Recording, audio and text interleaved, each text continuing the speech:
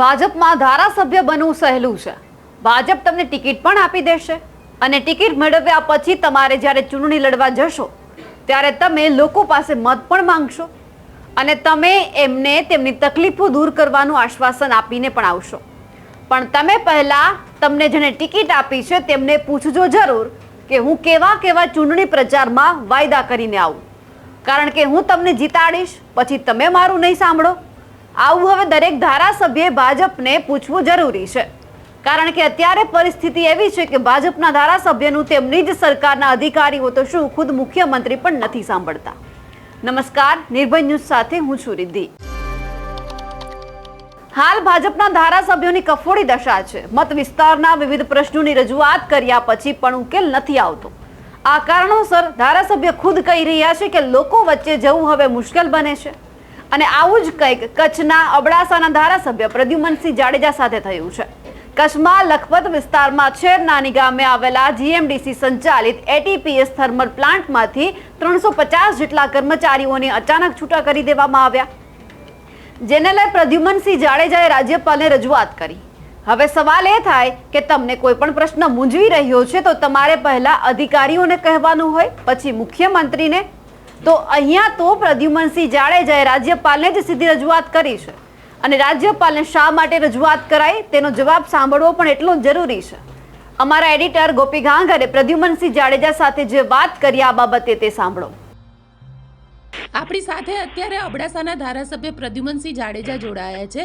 પ્રદ્યુમનસિંહભાઈ, શું કહેશો, તમારે ગવર્નર પાસે જવાની જરૂરત કેમ પડી? એટલે આમાં 1 મહિના પહેલા અહીંયા આપણે કચ્છમાં અબડાસા એટલે નાનસર કોટેશન બાજુમાં જીએમડીસી નો થર્મલ પાવર પ્લાન્ટ આવેલો છે. એનામાં એકદમથી એક બોર્ડર વિસ્તાર છે આપણો, ને 350 જણાને 20 વર્ષ ત્યાં 15 વર્ષ ત્યાં નોકરી કરી રહ્યા છે એને કોઈ જાણે તરફ છૂટા કરી દીધા છે. તો એની રજૂઆત 1 મહિના પહેલા અમે મુખ્યમંત્રી શ્રીને બધા વિભાગમાં કરેલી અને એમડીસી ને પણ કરેલી જીએમડીસી, પણ કોઈ નિર્ણય ન આવતા આ લોકો બધા ઉપવાસ ઉપર બેસી ગયેલા. તો પછી મેં રાજ્યપાલશ્રીને પણ રૂબરૂ મળી કે સાહેબ આનો ઉકેલ કરો, ને 350 જણા જો સ્થળાંતર કરશે તો બોર્ડર માટે આપણે બહુ નુકસાનકારક છે. આપણે બોર્ડર ઉપર વસ્તીની જરૂર છે. તો એના માટે હું રાજ્યપાલશ્રીને મળી અને લેટર આપી રહ્યો છું. પણ મુખ્યમંત્રીને રજૂઆત તમે કરી હતી? હા, રૂબરૂ હું લેટર આપી રહ્યો છું. રૂબરૂ કે હું જોડાવું છું. સરકાર તમારી છે તો તમારી વાત ત્યાં આગળ સાંભળે છે કે નથી સાંભળતા?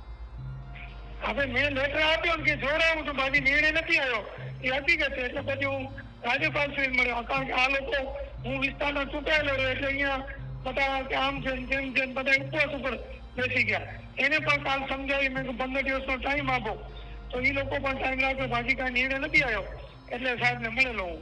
પણ એટલે આ સરકારમાં, કારણ કે આજે એવી વાત છે કે તમારી સરકારમાં કોઈ સાંભળતું નથી, ધારાસભ્યનું કોઈ સરકારમાં સાંભળતું નથી.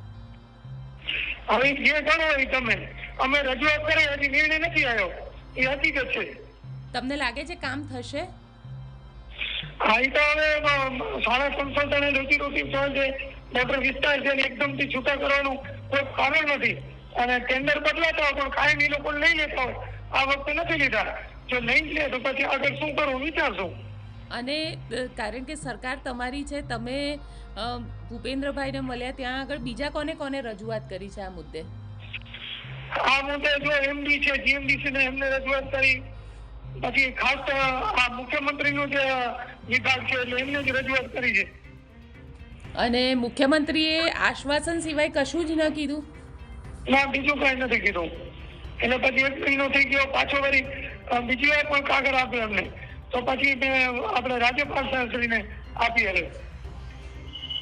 બિલકુલ પ્રદ્યુમનસિંહભાઈ, આપે અમારી સાથે વાત કરી તેના માટે આપનો ખૂબ ખૂબ આભાર. નોકરી છીનવાઈ જતા 350 થી વધુ કર્મચારીઓ છેલ્લા 20 દિવસથી ધરણા કરીને વિરોધ પ્રદર્શન કરી રહ્યા છે. આમ છતાંય હજુ સુધી કોઈ ઉકેલ નથી આવ્યો. કોઈ અધિકારીએ ધરણા સ્થળની મુલાકાત સુદ્ધા પણ નથી લીધી, જેને લઈ ધારાસભ્ય ગુસ્સે ભરાયા છે. એક તરફ વાયબ્રન્ટ ગુજરાતના તાઇફા કરીને ગુજરાતીઓને રોજગારી મળશે તેવા બણગા ફૂંકવામાં આવે છે, ત્યારે બીજી તરફ કચ્છમાં સ્થાનિકોની રોજીરોટી છીનવાઈ રહી છે. ઉદ્યોગો સ્થાનિકોને રોજગારી આપવા તૈયાર નથી. નિયમોનું સરેઆમ ઉલ્લંઘન થઈ રહ્યું છે, તેમ છતાંય સરકાર મૌન ધારણ કરીને બેઠી છે.